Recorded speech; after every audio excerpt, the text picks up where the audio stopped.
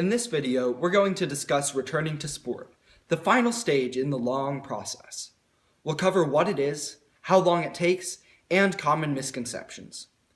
Let's start by defining return to sport. Return to sport just means your doctor thinks you can begin to start up again. Your trainer or coach may not agree that you're ready to go 100%.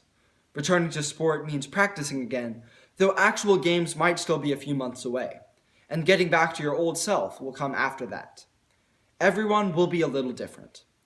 In this video, I'll cover the conditioning leading up to returning to sport, which is a part of the process, and returning to sport itself. Returning to sport is the phase when you practice and implement the movement patterns and skills you need to become a competing athlete once again. Due to your hard work in physical therapy and conditioning, this is the stage where you start cutting, making sharp lateral movements, working on sport-specific skills like passing and shooting, and even making contact. Even before you start returning to sport, and possibly while you are still working with your physical therapist, you will begin to work on higher intensity exercises like jogging and lifting weights. Getting strong and in shape are key aspects of protecting your new graft and letting you play sports and function in everyday life. The bad news is that these exercises will be harder than your previous ones. Instead of lifting your leg 20 times, you might be jogging 20 minutes. But the good news is, you most likely won't have to work out it often at home, and the exercise is more interesting and more active. During this process, many athletes, myself included, choose a trainer and/or injury prevention class to facilitate the process. Your physical therapist or surgeon might have recommendations, or the community at ACL Connect may be able to help. Once you are strong and in shape, you will move on to more complicated movements such as turning and cutting. It is more important now than ever to work hard and follow the instructions of your therapist or trainer. These movement patterns may be more fun, but if you don't do them correctly and you aren't strong enough, they can also be dangerous. I highly recommend signing up for an injury prevention class. They teach movements that are more effective and less injury prone, as well as keeping you strong and in shape. Now that we have an understanding of what goes on in the process, let's talk about how long it will take. Returning to sport is a gradual process, much like the rest of recovery. It isn't one day you're doing leg lifts and the next day you're playing a soccer game. It takes months of sustained effort. Once you start running, I started running 3 months post-operation, it can take quite a few weeks to build up fitness. Once your fitness is built up, you will probably start working with a trainer and continue doing so for another few months, up until and even following when you start playing your sport again.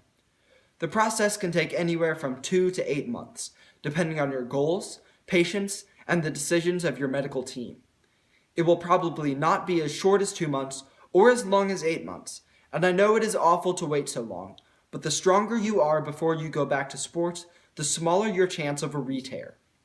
People have a lot of misconceptions about this stage. I know I definitely did, and I'm going to take this opportunity to clear some of them up.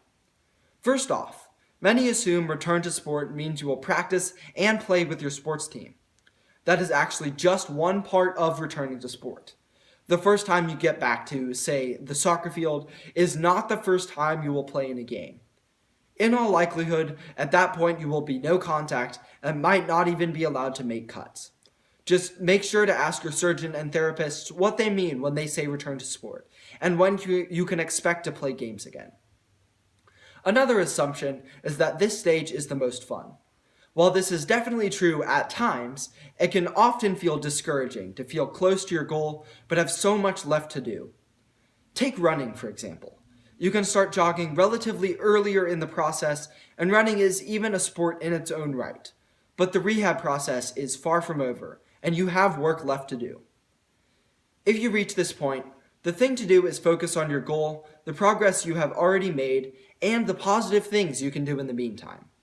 A few short months ago, you were on crutches and couldn't even put your foot down, but now you can run and jump. Although the progress seems more incremental as you get closer to recovery, you have made incredible progress so far, and if you continue working, you will make that much progress again. All in all, returning to sport can be the longest and most gradual stage, but it means you have made incredible progress and you have much to be excited about. If you have any further questions or just need someone to talk to about this, the team at ACL Connect is here. Simply post on the forums or sign up with our mentoring program, or talk to your doctors, physical therapists, and trainers. Good luck.